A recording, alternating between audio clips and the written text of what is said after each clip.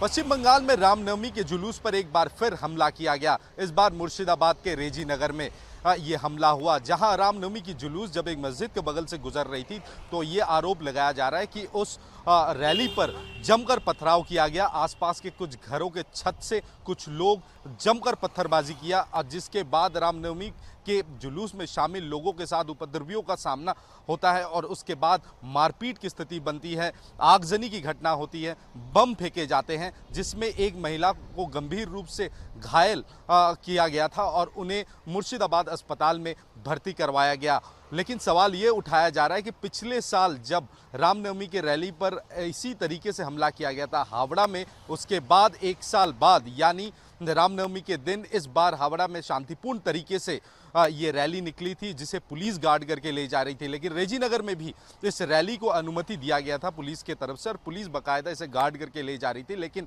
उसके बावजूद इस तरीके का पथराव और आगजनी की घटना घटी और इस तरीके का मारपीट किया गया। सवाल ये उठ रहा है कि क्या पुलिस के पास कोई सूचना नहीं थी, कोई इंटेलिजेंस फेलियर था? क्योंकि मॉडल कोड ऑफ कंडक्ट इस समय जारी है और हर जगहों पर केंद्रीय सुरक्षा बलों को भी तैनात किया गया। क्यों नहीं केंद्रीय सुरक्षा बलों को इस रैली के साथ तैनात किया गया, इसको लेकर वे विरोधी सवाल उठा रहे हैं। हालांकि ममता बनर्जी ने साफ तौर पर आज इस्लामपुर में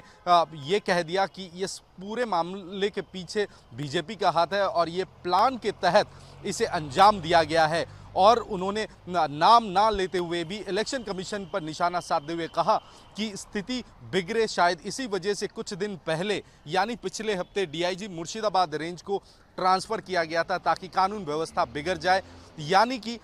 इसके लिए वो जिम्मेदार एक तरफ तो भाजपा, दूसरे और इलेक्शन कमीशन को भी ठहरा रही है। लेकिन बड़ा सवाल ये है कि सिर्फ रेजी नगर ही नहीं बल्कि पूर्व मिदनापुर के एगरा में भी जब रामनवमी की रैली निकली थी उस पर जमकर पथराव किया गया था और लाठियों से वार किया गया था और उसके बाद पुलिस तफ्तीश शुरू की है। लेकिन रेजी नगर में अभी भी हालात सामान्य नहीं हुआ है और इलेक्शन से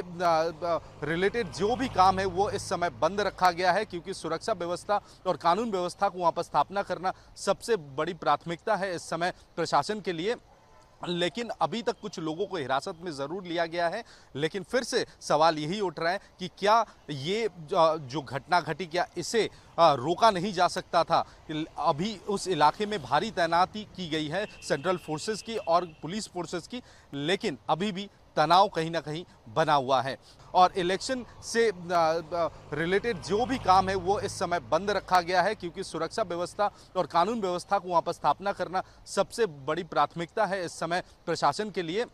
लेकिन अभी तक कुछ लोगों को हिरासत में ज़रूर लिया गया है, लेकिन फिर से सवाल यही उठ रहा है कि क्या ये जो घटना घटी क्या इसे रोका नहीं जा सकता था? अभी उस इलाके में भारी तैनाती की गई है सेंट्रल फोर्सेस की और पुलिस फोर्सेस की, लेकिन अभी भी तनाव कहीं ना कहीं बना हुआ है। वीडियो जर्नलिस्ट सुमित सरकार के साथ तपस सेनगुप्ता, न्यूज़ नेशन, कोलकाता।